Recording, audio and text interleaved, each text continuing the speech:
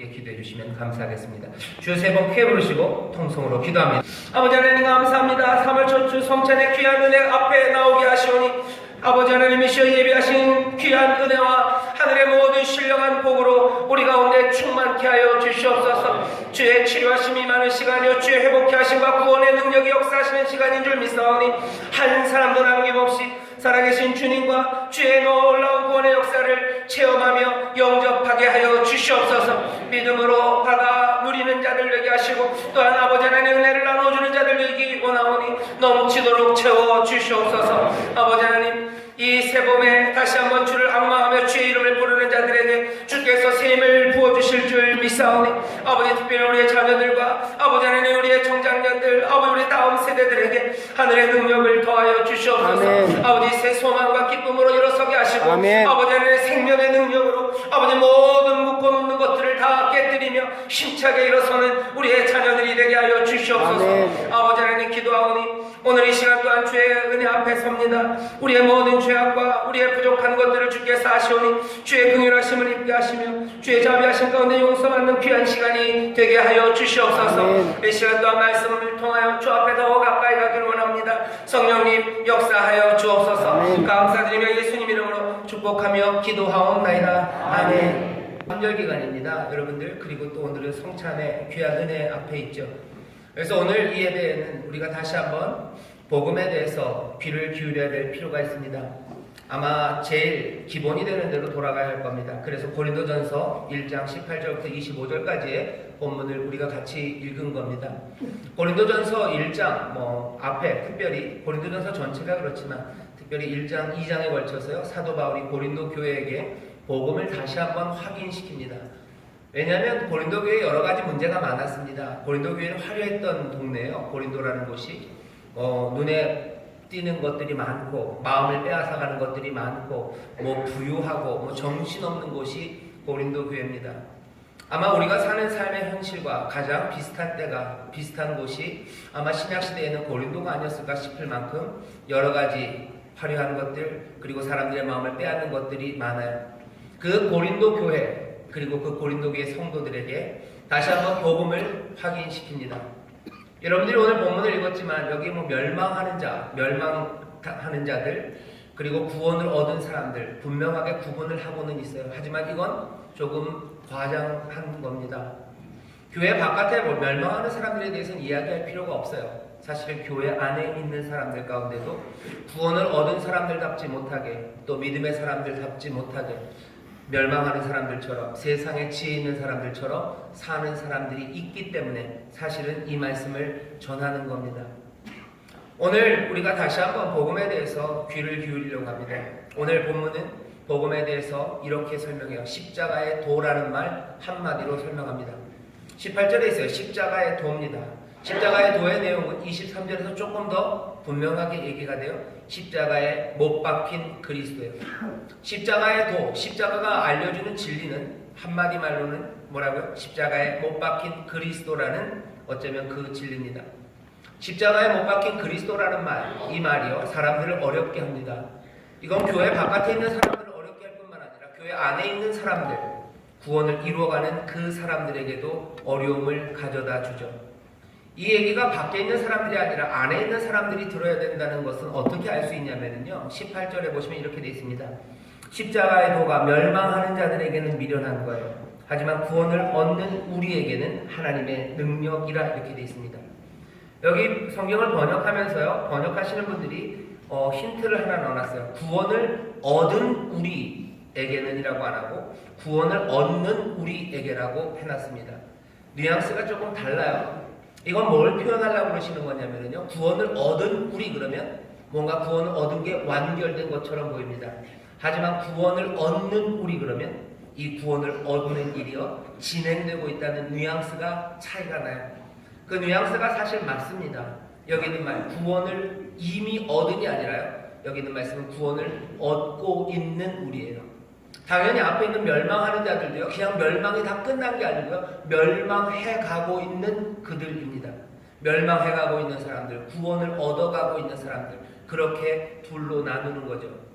뒤에 있는 믿는 자들 21절에 보면요 전도에 미련한 것으로 믿는 자들을 구원하시기를 기뻐하셨도다 할 때 믿는 자들도 마찬가지예요.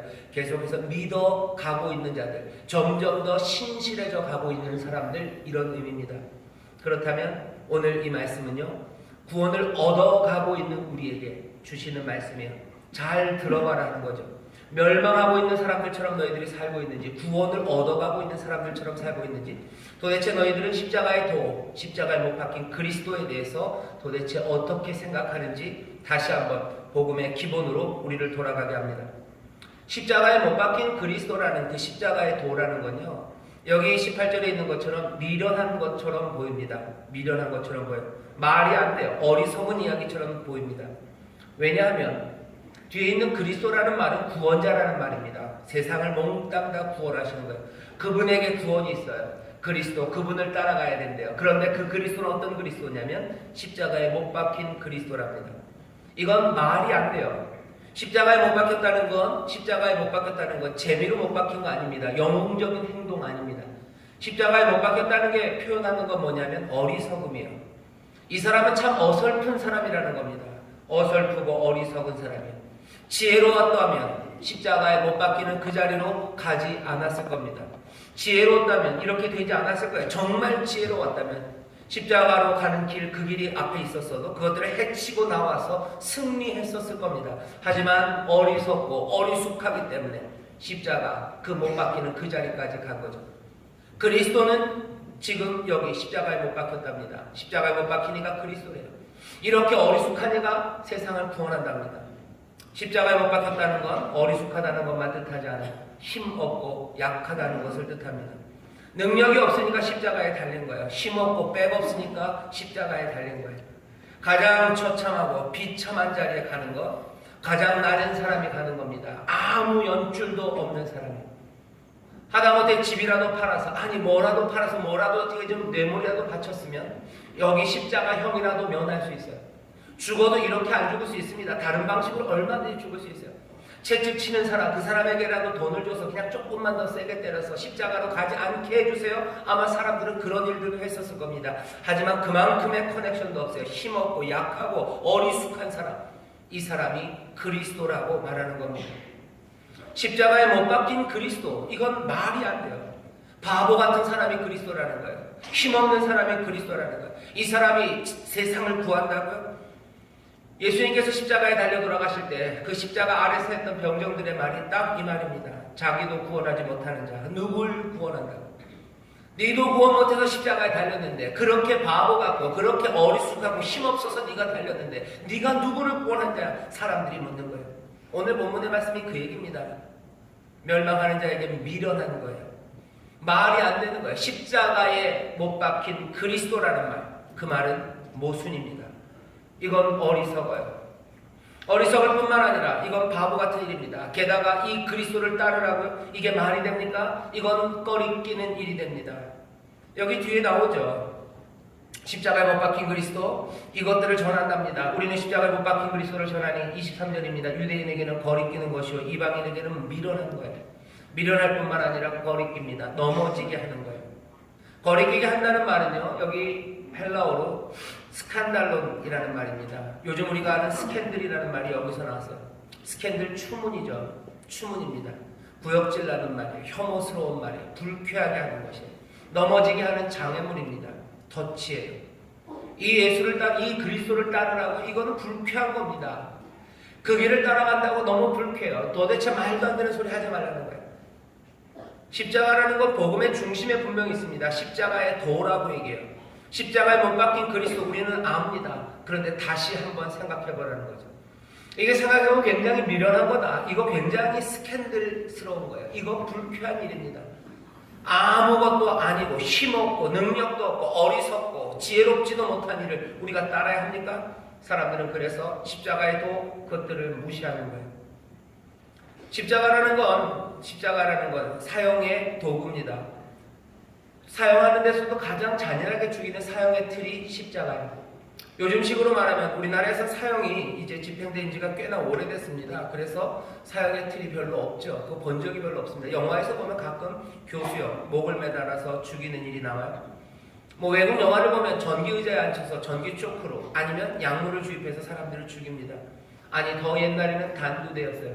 프랑스 혁명 때 로베스피에르, 뭐 단두대, 파리, 목 잘라지는 일들, 뭐 망나니들, 사람을 죽이는 그 형틀이 십자가입니다. 가장 잔인하게 죽이는 거예요.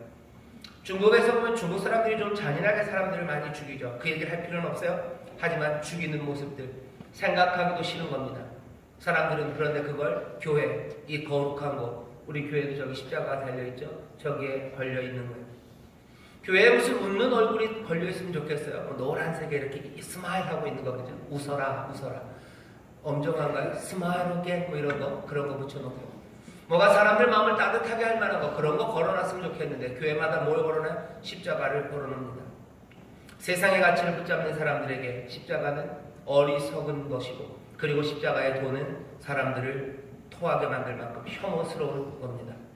이게 우리에게는 구원을 얻는 우리에게는 하나님의 능력이랍니다. 오늘 다시 한번 봐야 돼요. 도대체 뭐가 우리가 붙잡고 있는 십자가가 도대체 우리 구원을 얻어가는 우리에게는 이게 이 십자가에 못 박힌 그리스도가 정말로 미련한 것인지 아니면 정말로 하나님의 능력인지 다시 한번 보아야만 합니다. 여기 이 십자가를 보면요, 십자가에 못 박힌 그리스도, 이 말이 정말로 예수님이 미련해 보이는 건 맞아요. 하지만 예수 그리스도가 미련한 건 세상의 기준으로 지혜롭지 못했을 뿐입니다. 예수님 바보 같습니까? 예, 바보 같습니다. 바보 같은 예수님이요. 학위를 갖지도 못하셨죠. 그죠? 무슨 대단한 직함이 예수님께 있었던 것도 아닙니다. 공부를 못하고 무슨 학위가 없어서 지혜롭지 못할 뿐만 아니라요. 예수님이 하셨던 일을 보면 정말로 지혜롭지 못해요. 바보 같습니다. 어떤 일을 하십니까? 문둥병자를 만지셔요. 문둥병자 만지는 거 이거 지혜롭지 못합니다. 이거 어리석습니다. 바보 같습니다. 문둥병자를 만지면 자기가 뭐 병이 옮는다고 그때는 생각했죠. 병이 옮는 위험한 일일 뿐만 아니라요. 종교적으로도 부정해지는 거예요. 하나님 앞에도 가지 못합니다. 사람들에게서 멀리 떨어지기 시작해요. 문둥병자를 만지는 바보같이 어리석은 일을 합니다. 예수님이 식사했던 사람들은요 늘 문제적인 사람들이었어요. 문제적이라 해서 문재인 대통령 아니고요. 문제적인 사람들이에요. 세리들입니다. 창녀들이에요. 창기들이에요. 사람들이 도둑이라고 얘기하는 사람들, 사람들이 함께 놀 수 없는 사람들, 그 사람들과 식사합니다. 이거 바보 같은 짓이에요.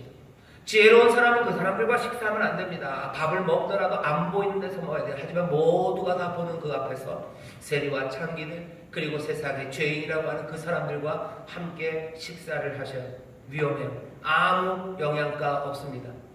누구랑 밥 먹는 사진이 찍혀야지 되는 거예요? 대통령이랑 밥 먹는 사진 찍혀야 돼요. 아니 그거 아니면 어디 회장님, 아니 시장님, 그것도 아니면 어디 구청장님, 국회의원, 아니면 대단하게 유명한 연예인들, 그 사람들이랑 밥 먹는 사진 찍어야 돼요. 그래야 뭐라도 영양가가 있는 겁니다. 하지만 예수님은 어리석어요. 바보처럼 대제사장과 밥 먹으려고 애쓰지 않으셔요. 그 동네 회당장과 어떻게 해보려고 하는 거 없습니다.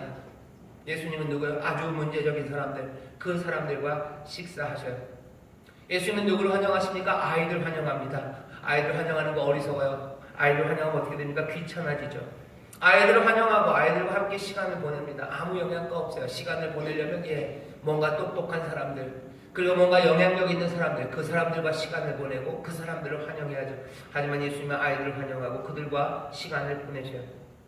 그 당시 사회가 가지고 있던 규칙들, 그것들 하나씩 어겨가기 시작합니다. 위험한 일이에요. 어리석은 일입니다. 그러지 말라고 하는 것, 그것들 하나하나 꾸역꾸역 하셔요. 바보 같죠. 지혜롭지 못합니다. 당대 그 시대의 권세들, 권위들, 그것들을 비판하기 시작합니다. 로마 비판해요. 대제사장들 비판합니다. 힘을 가지고 부유한 자들, 그 사람들을 비판해요. 성전에 장사하는 사람들 엎어놓습니다. 그리고 성전의 권위, 그것들을 무너뜨리고 그것들을 비판하죠. 하나님이 싫어하신다고 말합니다. 이거 뭐하는 거예요? 어리석은 일입니다. 이거 위험합니다. 바보 같습니다. 지혜롭지 못합니다. 십자가의 도가 미련하는 거죠. 예수님 미련하게 사셨어요. 예수 그리스도 세상 기준으로 보면 지혜롭지 못합니다. 바보 같습니다. 예수 그리스도 세상 기준으로 보면 힘 없습니다. 연약한 거 맞습니다. 연약한 거 맞아요. 예수님이 무슨 대단한 무기를 가지고 계신 거 아닙니다. 예수님이 대단한 힘, 완력을 가지신 것도 아니에요. 뭔가 세상에 사회적인 여집줄이 있었던 것도 아니에요. 내가 뭐 다윗의 자손 어디 무슨 연줄 그런 거 자랑할 일도 없으셨고, 아니 자랑할 만한 무슨 연줄도 없으셨어요. 영향력 그런 거 없습니다. 그런 거 없습니다. 예수님 대단한 누군가 뭐 이런 거 아니었습니다. 대단한 모도 아니었고, 대단하지 못했기 때문에 무슨 리무진 타고 다니시는 분도 아니고, 매일 밤마다 이곳저곳에서 잔치한다고 불름받는, 초청받는 사람도 아니었어요. 힘 있는 사람들이 부르지 않습니다. 힘 있는 사람이 모시고 가지도 않아요. 아무 힘도 능력도 없습니다. 우리가 아는 한 예수님은 재산도 없으셔요. 머리 둘 곳조차 없대요.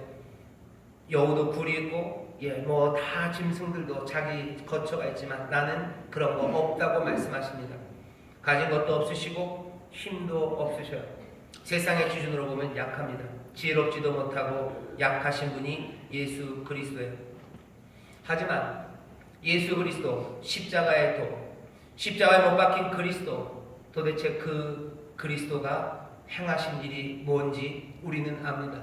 세상 사람들은 몰라요. 하지만 믿어가고 있는 우리들, 그리고 구원받아가고 있는 우리들, 부르심을 받은 우리들은 그게 뭔지 알죠.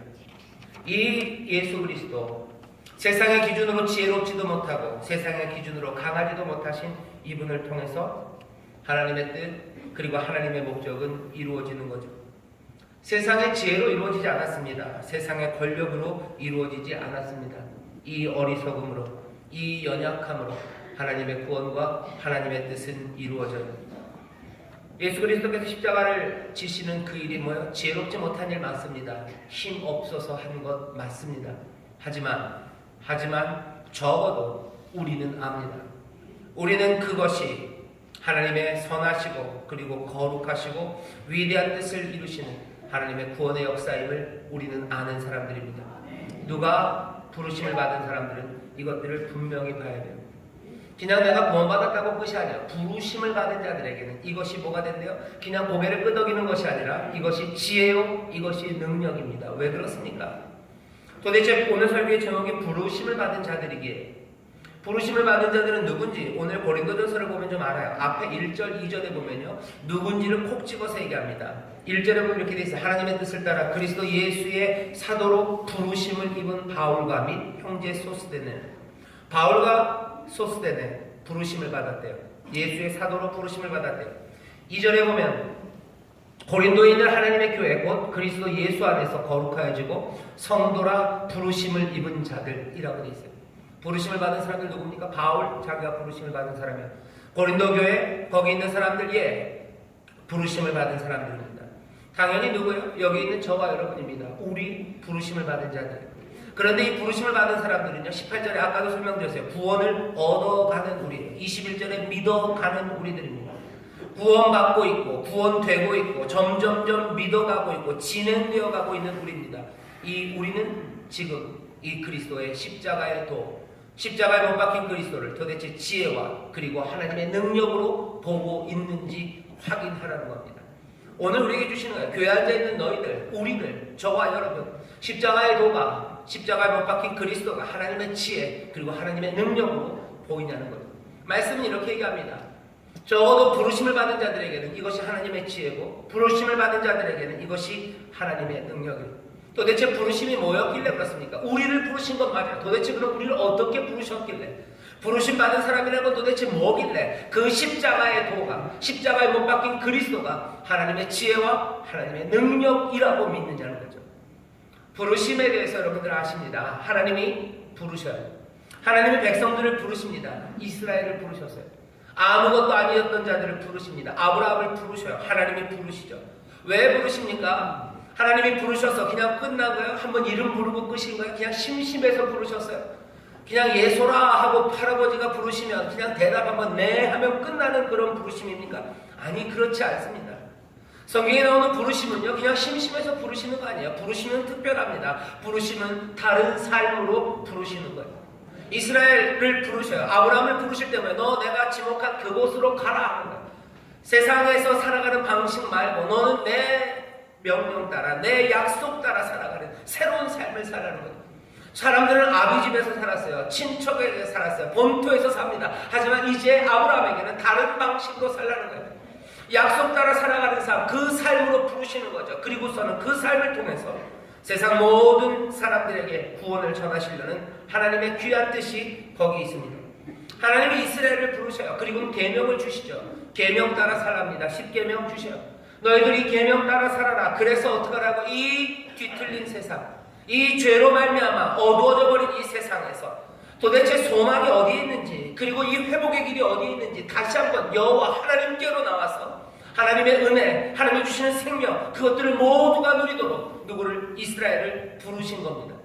부르심이에요. 부르심.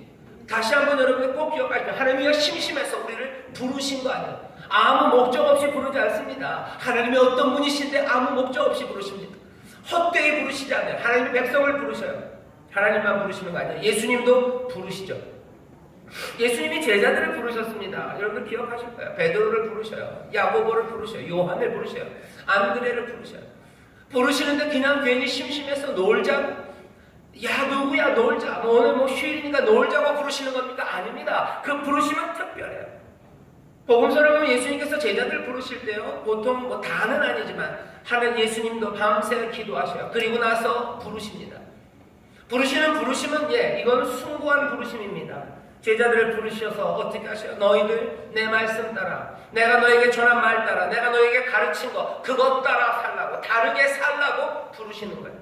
다르게 살라고 부르시는 겁니다. 다르게 살아서 어떡하라고요? 너희들이 다르게 사는 그 삶을 통해서 많은 사람들이 하나님 앞에 영광을 돌리게 하고, 많은 사람들이 하나님 앞으로 나오게 하라고, 내게로 나오게 하라고 이 제자들을 부르시는 거예요. 다른 삶을 살라고 부르시는 겁니다. 예수님이 제자들을 부르신 것처럼 예수님은 또 오늘 보니까 뭐라고요? 예수님께서 누굴 부르셨대요? 고린도에 있는 교회를 부르셨대요. 예수님께서 인천 순복음교회를 부르십니다. 예수님께서 우리를 부르신 거예요. 아멘. 뭐라고 부르신 겁니까? 똑같아요. 사명을 가진 사람으로 살아가려고 부르시는 거예요. 보내시려고 부르시는 거예요. 일을 맡기시려고 부르시는 겁니다. 마태복음에 보면 뭐라고 되어 있어요? 세상의 빛이 되라고 하시고 세상의 소금이 되라고 하십니다. 세상의 어두움 가운데 있는 그 세상을 밝히라고, 이웃들을 다시 한번 살만나게 만들어주라고, 소금이 되라고, 뒤틀려버린 것, 그리고 잘못된 것들 그거 드러내고, 빛이 되어 드러내고, 거기에 다시 한번 소망 가운데 어떻게 회복될지를 보이라고, 이 세상 너희들이 살아가고 있는 이웃들, 이 주변 동네들 거기 살만하게 만들라고. 뭘 통해서요? 주가 우리에게 주신 사명, 그것들 감당하면서 주님 말씀대로 살아가며 세상을 바꿔내는 그 일, 그 사명 감당하라고 우리를 부르신 겁니다. 다른 삶으로 부르셔요. 달리 살라고 우리를 부르신 겁니다. 부르심은 그래서 위대한 부르심이에요. 이건 거대한 부르심입니다. 그냥 부르셔서 대답 드리려고 하시는 거 아니에요. 여러분들 그렇게 생각하시는 거예요? 예수님께서 우리 이름을 부를 때 네 하고 대답하면 그냥 하늘나라로 쓱 올라가고 끝인 것 같으셔요. 아니에요. 출석 체크하시려고 그러는 거 아니에요. 주가 우리를 부르십니다. 이 부르심은 위대한 부르심이에요. 이건 거대한 부르심입니다. 아무것도 아닌 자들을 부르셨어요. 연약하고 별것 아닌 사람들, 죄와 허물로 인하여 죽을 수밖에 없는 우리를 부르셨어요.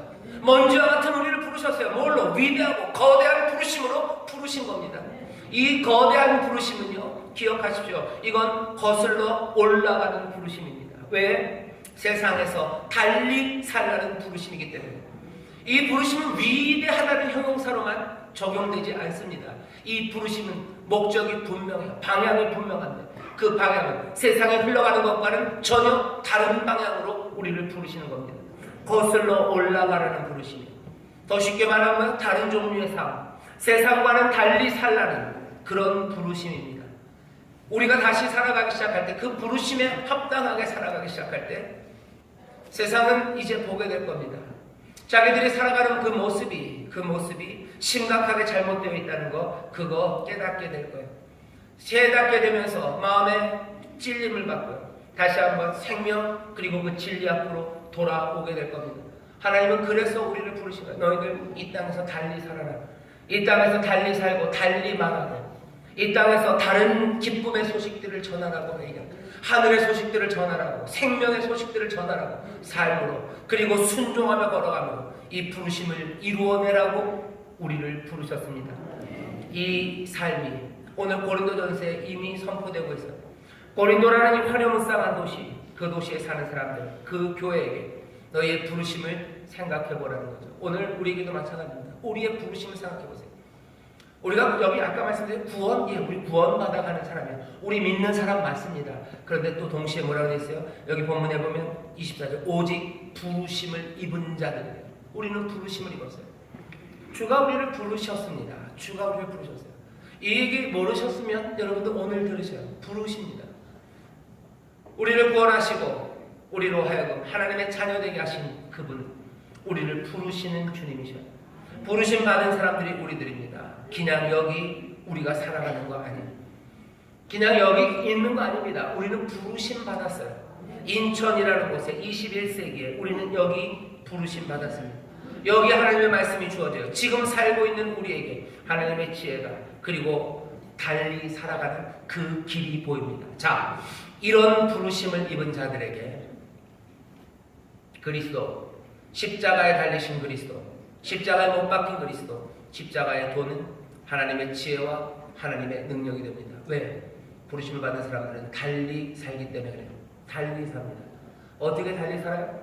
세상의 지혜, 세상의 힘, 그것들을 추구하고 쫓아가는 것과는 우리는 달리 살아요. 우리가 어떻게 부름받았다? 다르게 살라고 부름받았어요. 어떻게 다르게 삽니까? 세상과 다르게 살아요. 세상은 어떻게 사는데? 세상은 세상의 지혜, 그리고 힘, 그런 것들을 자랑하며 쫓아가며 살죠. 그러니 우리는 어찌 달리 삽니까? 지혜, 힘, 그런 것 쫓아가지 않는 사람들이에요. 십자가의 도가 우리에게 지혜가 되고 소망이 되고 힘이 되는 것은요, 어찌 살아가는가, 달리 살아가는 그 일을 통해서 하나님이 무슨 변화와 그리고 어떤 역사를 이루시는지를 우리에게 보이시기 때문입니다. 지혜를 자랑하지 말라요. 그리고 힘을 자랑하지 말랍니다. 오늘 본문에 이렇게 되죠. 하나님의 미련한 것이 사람보다 지혜있고 하나님의 약한 것이 사람보다 강하니라. 그리스도는 하나님의 능력이요 하나님의 지혜니라. 누구에게? 오직 부르심을 입은 자들에게는 그리스도는 하나님의 능력이요 하나님의 지혜라고. 도대체 십자가의 도, 그리고 십자가에 못 박히신 그리스도, 거기서 뭐가 보입니까? 보이는 건 세상 지혜 따라가지 않는 것, 그리고 세상 힘 따라가지 않는 것 보여요. 그 대신 다른 것들이 보입니다. 십자가의 도, 그리고 십자가에 못 박힌 그리스도에게서 뭐가 보입니까? 하나님의 놀라우신 사랑이 보여요. 하나님의 의가 보입니다. 이 말씀이 제일 아주 멋지게 대비로 나온 데가요, 예레미야서 9장 23절 24절입니다. 예레미야서 9장 23절 24절에 보면 이렇게 되어 있어요. 여호와께서 이같이 말씀하시되 지혜로운 자는 그 지혜를 자랑치 말라. 용사는 그 용맹을 자랑치 말라. 부자는 그 부함을 자랑치 말라. 지혜 자랑하지 말아라. 용맹, 힘 자랑하지 말아라. 부함, 그거 자랑하지 말아라. 지혜와 그리고 똘똘한 거, 그래서 많은 힘을 갖는 거, 부유해지는 거, 그거 자랑하지 말아라. 24절입니다. 자랑하는 자는 이것으로 자랑하지, 곧 명철하여 나를 아는 것과 나 여호와는 인애와 공평과 정직을 땅에 행하는 자인 줄 깨닫는 것이라. 나는 이 일을 기뻐하노라. 여호와의 말이니라. 봐야 되는 건 힘과 지혜를 쫓아가는 게 아닙니다. 십자가에 못 박힌 그리스도, 거기서 보여야 되는 건 하나님이 기뻐하시는 것들이에요. 이는 내 기뻐하는 자라. 내 사랑하는 아들이요 내 기뻐하는 자라. 왜 그렇습니까? 하나님의 뜻을 이루어내요. 하나님의 뜻이 무엇이기에? 인애와 공평과 정직입니다. 인애, 성실한 사랑이에요. 끝까지 지켜주는 사랑입니다. 여기 공평이래요. 공정함입니다. 정직, 의로움이에요. 내 주변에 아름다운 하모니를 만들어내기 위하여 희생하려는 것들과 끝까지 지키며 사랑하고 돌보는 것들, 그것들입니다. 십자가, 거기서 보여지는 것들이 이 성실한 사랑과 하나님의 의로움이죠. 그것이 세상을 구원해낸답니다. 세상을 구원하는 게 지혜가 세상을 구원하는 것 같아요. 그리고 세상의 힘이 세상을 구원하는 것 같습니다. 하지만 예수님께서 십자가에 못 박히신 그리스도는 아니라고 얘기하시는, 구원자 그리스도는 얘기하십니다. 구원을 우리에게 가져다 주신 분은 말하는 거예요. 십자가에 못 박힌 그리스도가 구원자예요. 이 세상의 힘과 지혜가 우리를 구원하지 못합니다. 세상의 권세가 구원하지 못합니다. 누가? 십자가에 못 박힌 그리스도. 그 어리석음과 그 연약함이 이 세상을 구원하셔요. 이 어리석음과 연약함은 어떻게 나타납니까? 그냥 바보 같다는 얘기 아니에요. 이 인애, 이 성실한 사랑에서 연약함과 그리고 어리석음이 보이는 거예요. 끝까지 사랑을 지키는 사람들, 이 사람들 어리석습니다. 끝까지 약한 사람들 옆에 서 있는 그 성실한 인자, 이거 어리석어 보여요. 이거 힘과는 상관없는 것처럼 보입니다. 하지만 그것이 세상을 구원해요. 부르심을 입은 사람들, 이 세상과 달리 살려는 사람들, 어떻게 살아야 되는지 몰라요. 그러니 뭐예요? 그리스도는 지혜입니다. 우리가 나가 어떻게 바꾸어져야 되는지, 내가 어떻게 살아야 되는지 그리스도가 보이시라. 그러니 이건 하나님의 지혜. 연약함 그리고 어리석음, 이것들은 그냥 무대뽀로 어리석은 거 아닙니다. 이 인애와 공평과 이 정직 가운데 어리석음이요. 그것들 가운데 그것들을 지켜내기 위한 연약함입니다. 또 뭐예요? 이건 하나님의 능력입니다. 이것들을 행하게 하는 능력입니다. 무엇을 행합니까? 이 인애와 공평과 이 정직을 행하기 시작하는 것. 여기에 하나님의 능력, 이것은 세상을 바꿔나가, 나를 바꾸고 그리고 세상을 바꾸는 것 여전히 그리스도십니다. 그리스도는 하나님의 지혜와 하나님의 능력이셔. 누구에게? 부르심을 입은 자들에게 그렇습니다. 우리에게 그렇다는 거예요. 다시 한번 뭐라는 거죠? 여기 고린도교회 성도들처럼 인천 수목교회 성도들이 있어요. 부르심을 받았어요. 나를 부르셨어요. 우리를 부르셨어요. 우리에게 사명을 주셔. 빛으로 소금으로 살라고 하십니다. 그 일을 통해서 세상을 바꾸실 거예요. 이